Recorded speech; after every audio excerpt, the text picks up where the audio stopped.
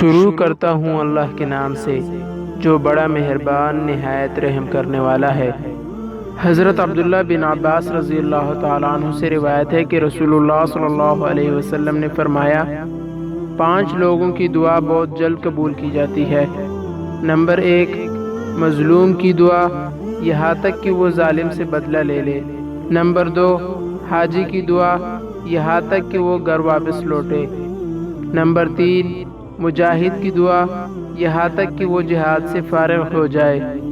Number 4، مریض کی دعا یہاں تک کہ وہ ٹھیک ہو جائے۔